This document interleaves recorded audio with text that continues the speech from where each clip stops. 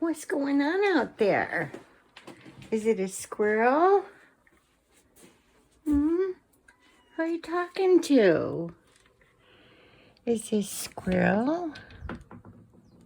Who is it? Where'd it go?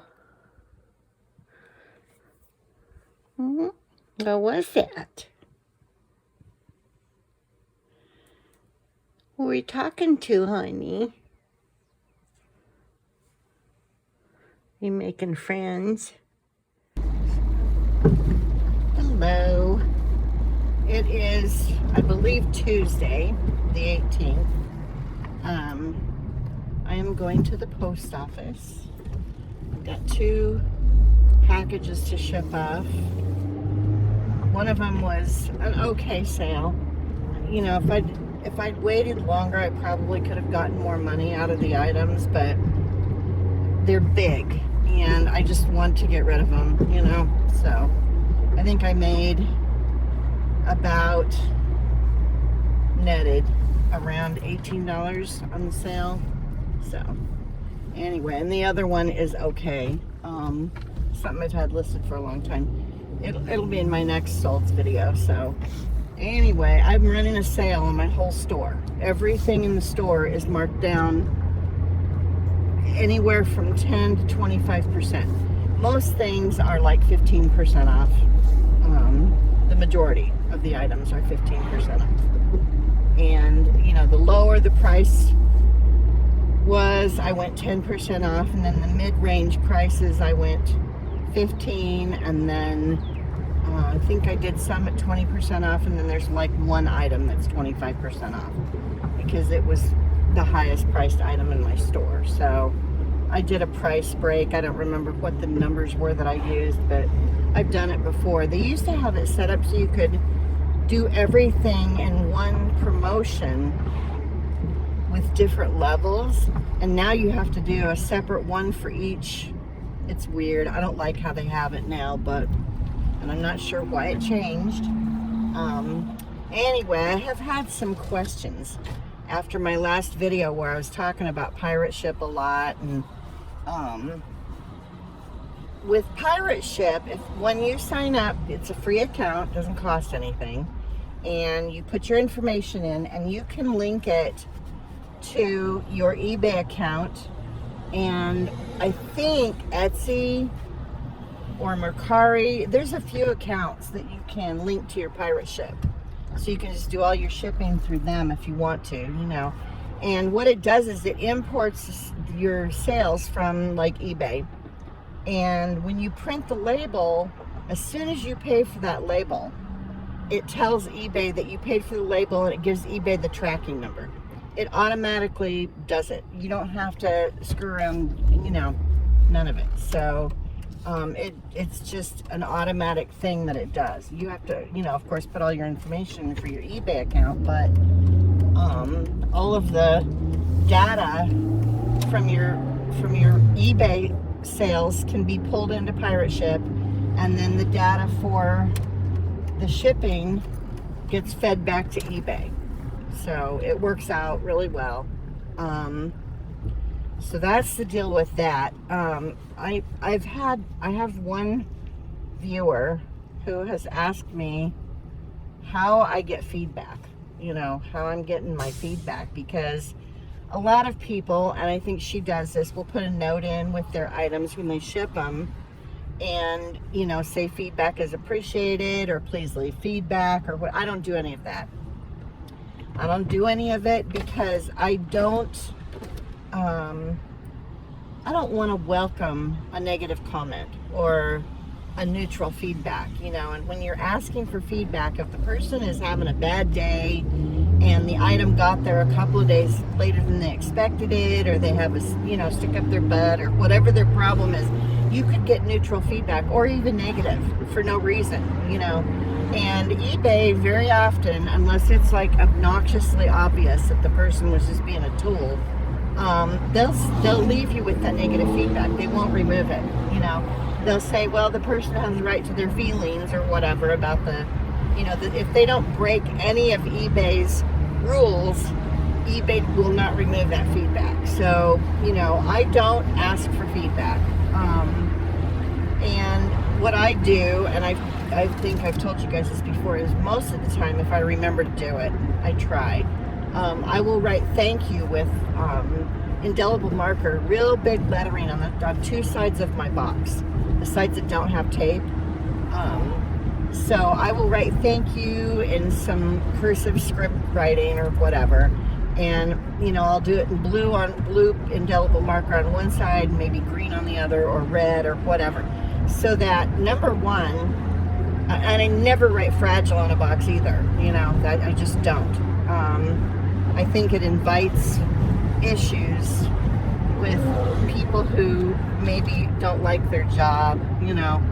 They see fragile and they think, oh, well, let's see how sturdy this box is, and then they beat the crap out of it and break your stuff. So I just write thank you on the side of the box. That way it serves two purposes. The postal employees see that, and it could be for them, and the customer also sees it. It could be for them. It's for both of them. It's for the people who deliver the box. It is for the people who ordered from me, and I just do that on the outside of the box. I never put a receipt in the box, like a packing slip or whatever. It's a waste of paper. They're just going to throw it away. I don't put receipts in. I don't put business cards in. I don't ask for feedback. Nothing, and so it really is left up to, and here's the other thing, I do not leave feedback for a buyer until they have left feedback for me.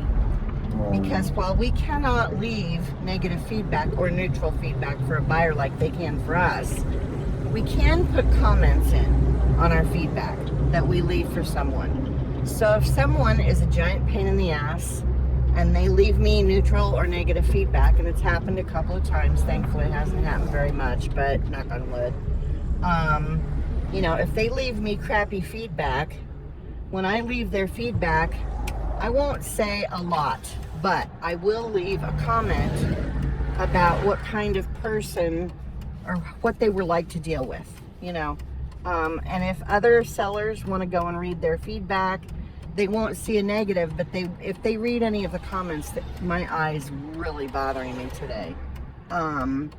Anyway, they won't see a negative comment because we can't leave negative or neutral anymore, but we can write stuff. And I will go and look. Sometimes if I have somebody that I feel questionable about that's buying from me, I will look at the feedback they've left for others to see, and I will look at feedback that's been left for them to see if anybody's written anything like this person was difficult or whatever, Anyway, so that's kind of just how I handle things, and I get feedback. And as soon as somebody has left me positive feedback, I leave them feedback, and otherwise they don't get feedback from me. I don't leave feedback unless it's left for me, because I'm not waking up anything. I'm not gonna, go and leave feedback and then it triggers this person that bought from me. And again, if they're having a bad day, or the package was late, or it could be any number of reasons that they could leave a crappy feedback for you. I'd rather not have tons of feedback than to have some of it be crappy. I'd rather just get the feedback that I get from the people who are happy with their purchase, and maybe they also want feedback, and that's why they leave feedback for me. So that's how I handle that. And again, as far as pirate ship is concerned, the other reason that I started doing it was because with pirate ship, that I started using pirate ship, is because eBay includes the shipping that you are paid in your income. And I wanted to keep all of my shipping costs separate, so that I just have a total for like each month or whatever, what I paid for shipping through pirate ship. That's part of my selling costs, And I guess eBay now is breaking down things a little bit more on the reports. So if you were to use eBay's shipping, it would break it down on the reports. Finally, it took them long enough, Oh, my eye is driving me crazy. I don't know what's going on. I've been using my nasal spray. It's not making any difference. I almost think it's making it worse. I don't know if that's even possible, but it feels like after I do my nasal spray, my eyes, because this one's doing it now too, I get more irritation, you know? So, I don't know. I don't know what's going on, but I'm going to have to let her know that I'm going to need a referral to an eye doctor because this is a lot of crap. I can't, you know, trying to drive, and I just did my nasal spray like half an hour ago. I have an auction that I have bid on some things. They're a little bit more expensive than I normally buy. Like 2 or 3 of the lots are a little bit more than I normally would spend, but it might be worth it, you know. As far as all of the political crap, I don't know. You know, nobody's doing anything to stop him. And even when the judges say that he has to undo something that he did, he's just ignoring them.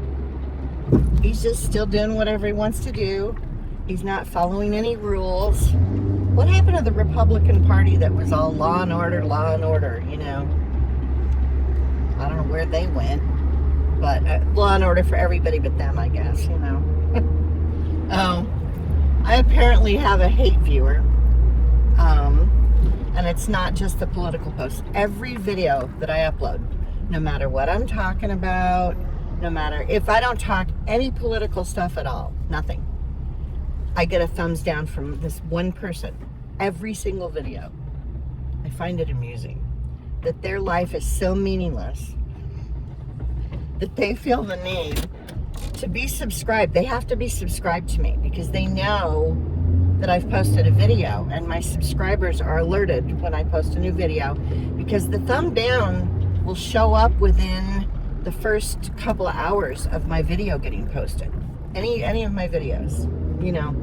So their life is so petty and boring that they sit around, and they probably do it to other people too. I don't know, you know.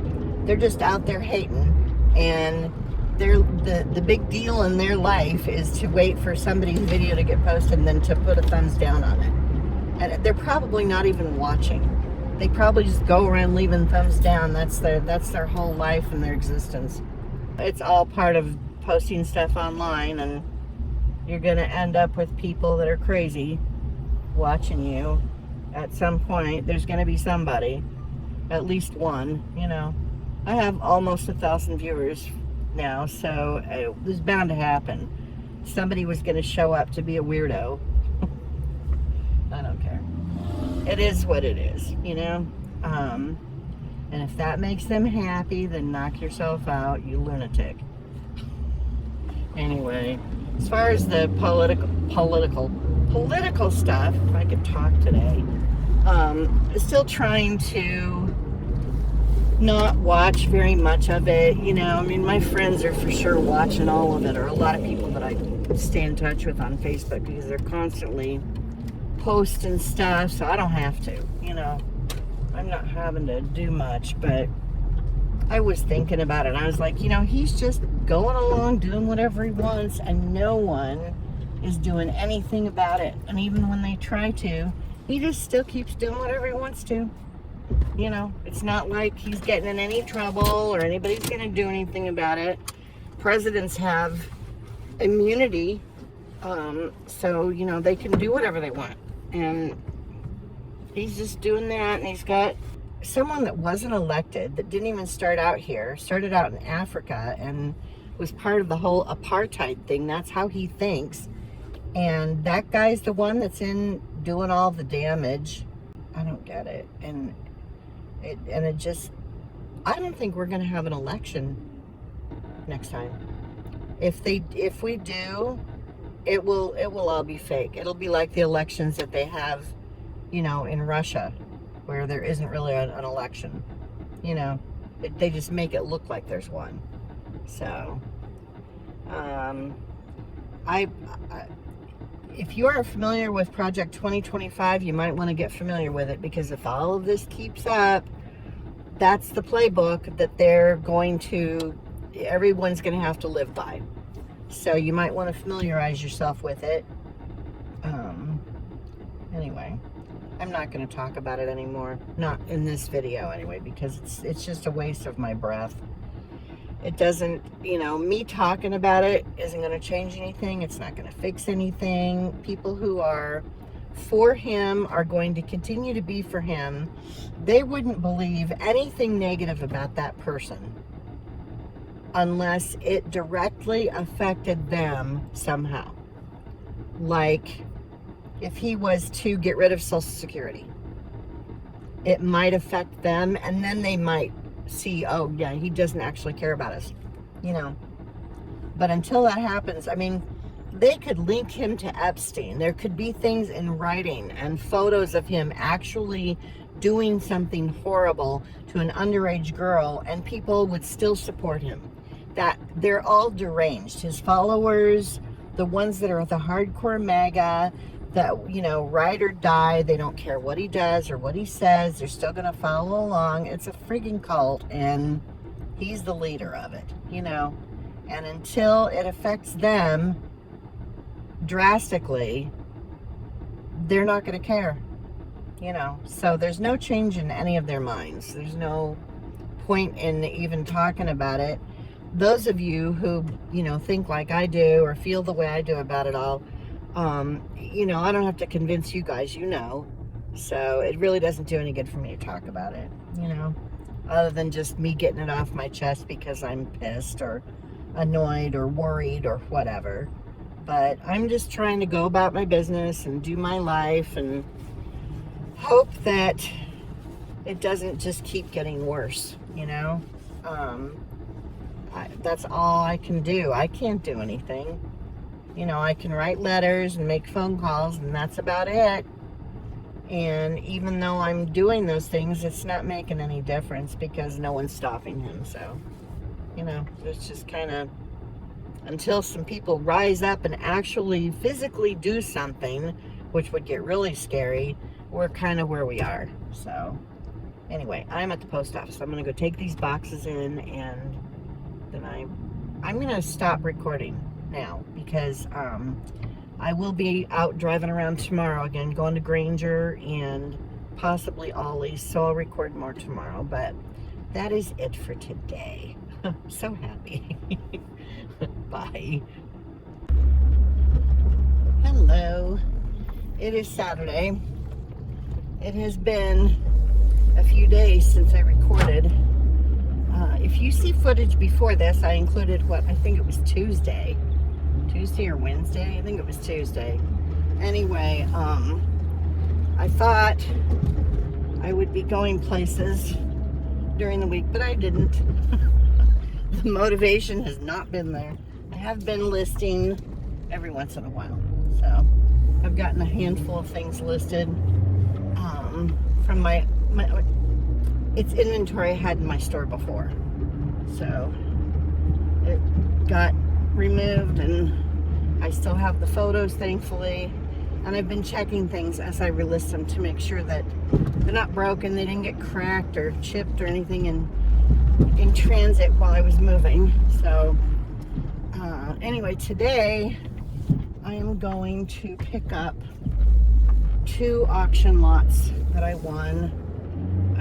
I overpaid. It's really hard to get anything through the auctions here without paying more than I'm used to paying. I should still be able to make some profit, but it's not going to be, great, I don't think. I don't know. We'll see. Anyway, I have to drive to an area that I'm not familiar with, once again. Most of my drives will be that way because I don't know this, outside of the area where I live, a few square miles, I guess it'd be about 5, maybe 10 square miles, something like that. No, less than 10. Anyway, I don't know where I am, or, So I have to use my GPS, which means I will not be recording. Okay, truck. You know, he was in the middle of the street. Didn't even think about moving when he saw me. Just, I guess I was supposed to go up on it. He finally did. We were kind of playing chicken. It wasn't my responsibility to move. Okay.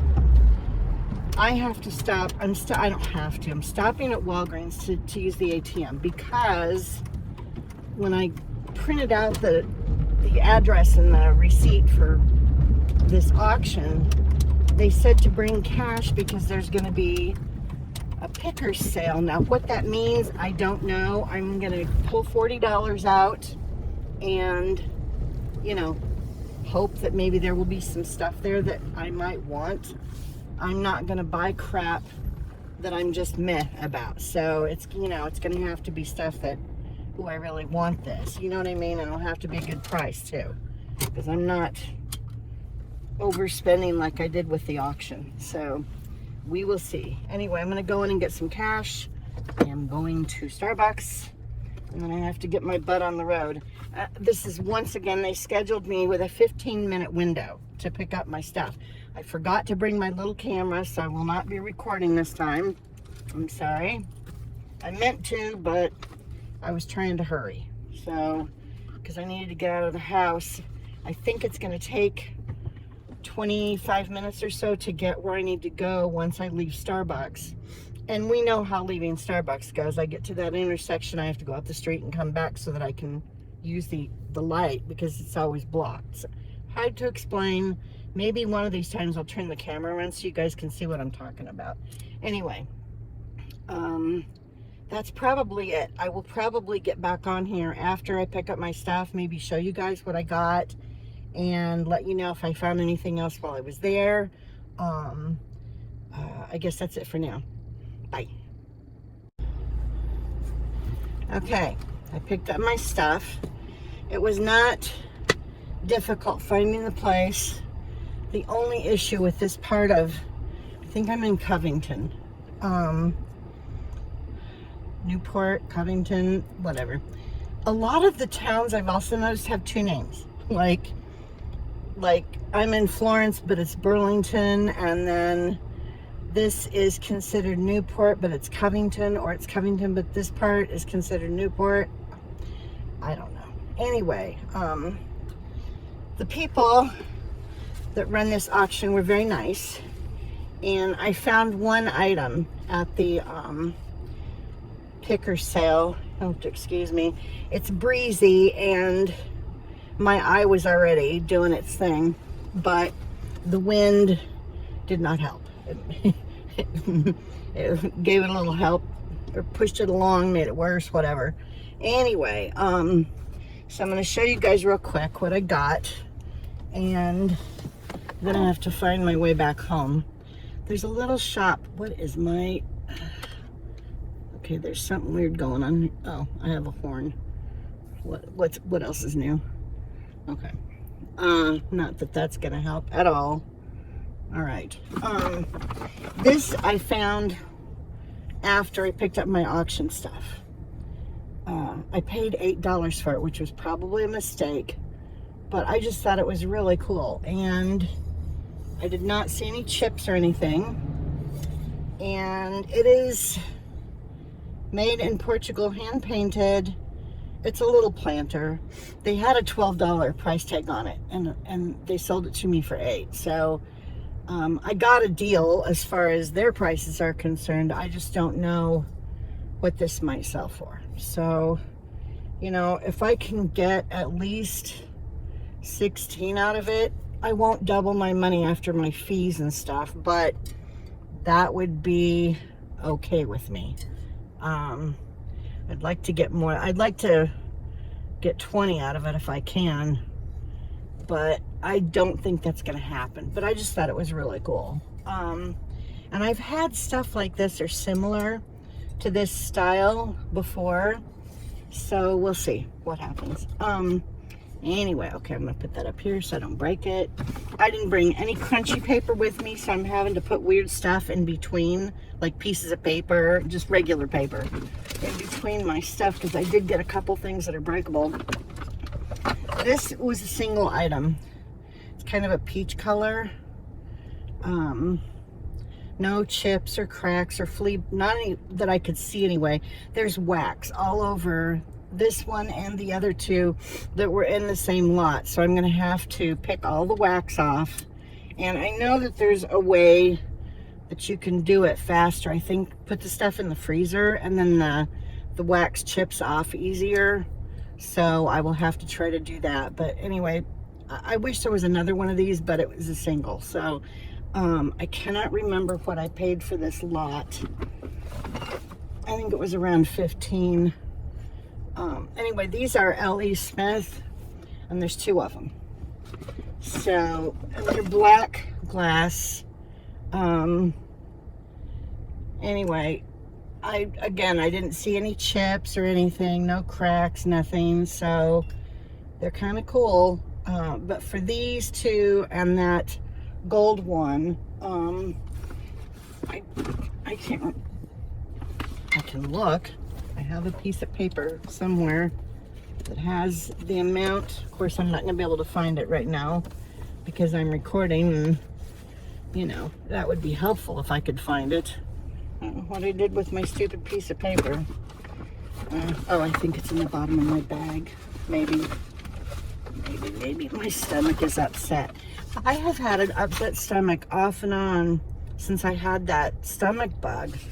It's like every day I go through a couple hours where I feel nauseous.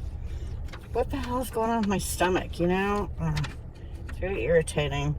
Let's see. So, yeah, the candlestick holders with fees and stuff were $16.25. So for the 2 black ones and the kind of peach colored or whatever that is, I really have to do some cleaning on these. Look at all the wax that's stuck on them, and it's like down in there. But once they're cleaned up, I think these will look really nice. And I think I have sold some of that brand before. I think though that it was, I can't remember if it was a candle holder or if it was a vase. I don't know. But anyway, these other items, there's 3 things again, and they were $13.75 with the fees and stuff. They have an 18% buyer's fee thing. That's the only bad thing about this auction, is that the fee is pretty high. These are higher fees than Phoenix was for sure. Anyway, the first thing that I got was this. I love the blue tape. I wish all places would use this blue tape. That's what I use on all my stuff at home, so that it doesn't leave residue on anything. Anyway, there's some little fuzzies on this. So it's just a trinket box. Where's the hinge? If I could open it. It's really pretty. It's not very big. It didn't look like there were any chips or anything. There's just some fuzzies and stuff on it that are making it look like it has some marks, but it doesn't. It's just the wood is lighter in some spots. Okay, if I could get this open. It stays shut pretty good. Anyway, it's got a couple compartments in it. I have no idea what this originally was, and there's no marks on it. But I will do some research and see if I can figure it out. It's in pretty good shape. The only thing that's going on with the inside part is that it's uneven on these corners. And I don't know if that's just how it was made or what, but I thought it was very pretty. And, you know, there's no clasp or anything on the front, but it stays shut pretty good. So, anyway, and all the sides have carving in them. So I thought that was pretty. And then the other box that was in that lot is lacquer finish. This is a Russian design on the top. I'm not sure when this was made, but, and again, it's just a little trinket box, but it's got the black lacquer, and I don't know what they used to adhere this image to the top of it. I can't tell if this is like a postcard that was attached or what, but anyway, it's got a red lacquer interior. So, you know, it's nothing to scream about, but somebody might like that. So, anyway, so that's the 2 trinket boxes. And then the other item that came with that lot was these big knife and spoon jobby. I don't know if there was a fork that went with this or not, but it wasn't in the lot, so could be missing a fork, or maybe these were the 2 pieces that were originally with it. I was not after these. These were not what I was after. I was after the trinket boxes, so these were just kind of extra in there.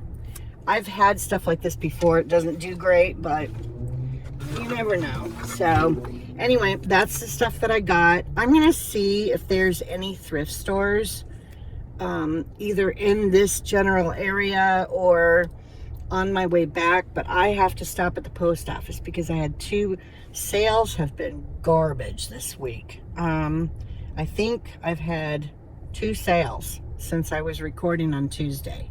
Yeah, 2, that's it. And it's Saturday, so this has been the slowest time period I've had, I think, well, since I got sick, for sure. Those days when I was sick, nothing happened, but I was so out of it, I didn't even notice. You know, I didn't care. It's like, I don't care. So, you know, that was no big deal, but it's been very, very slow. So, I'm not surprised. I probably should not be buying any inventory. I really want to get some fresh stuff in my store. And I've got stuff that I can relist, but it's been in there before and it didn't sell when it was in there before. Now, some of it wasn't in there very long before I pulled it, you know, before I moved, but you'll have to excuse me. Everything is running. My nose, my eye, it's... I'm afraid that this is just going to be my life since I moved here. I think that I'm allergic to something, and I don't know what it is, but yeah, I think that's what's going on. Now, this could be a dry eye situation. I have to call my doctor and let her know that the Flonase has done squat for my eyeball. So it could be dry eye or it's allergies. The Flonase is not helping.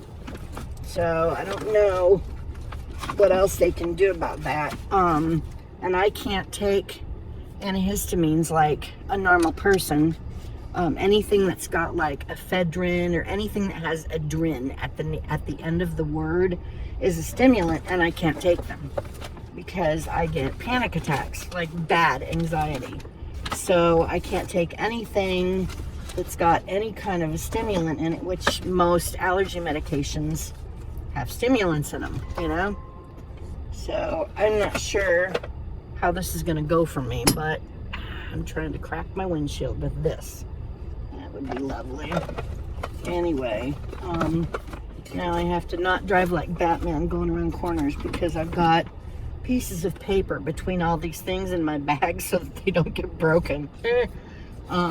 Anyway, that is it. If I stop anywhere else, I'll jump back on and record and let you guys know what I did and if I found anything else, but I am not holding my breath, and I don't know that I'm going to stop anywhere. I'm going to look on my phone and see if there's any thrift stores near this area, and maybe I'll go. But this street that I pulled onto to pick up my stuff is very busy.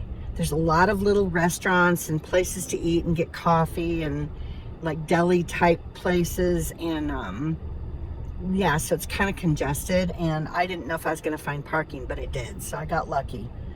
Anyway, I may or may not be back while I'm out. Bye. Okay, I did not stop at a thrift store. I noticed that my temperature gauge on the car normally sits like exactly halfway between cold and hot, and it was above the halfway point. and I've never had it do that before, so I just decided to head home, and yeah, so that's what I did. Okay, the phone is off center. Anyway, I guess that's gonna be it for this video. I think I did a lot of talking on Tuesday, so I don't know that there's anything else to tell you guys. You saw what I picked up. I'll get that stuff listed. I'll get this edited and uploaded hopefully today, so that it's not showing up when everybody else's are on Monday. So I hope you guys are having a good weekend, and I will see you guys soon. Thanks for watching. Thanks for subscribing, and I will see you soon. Bye.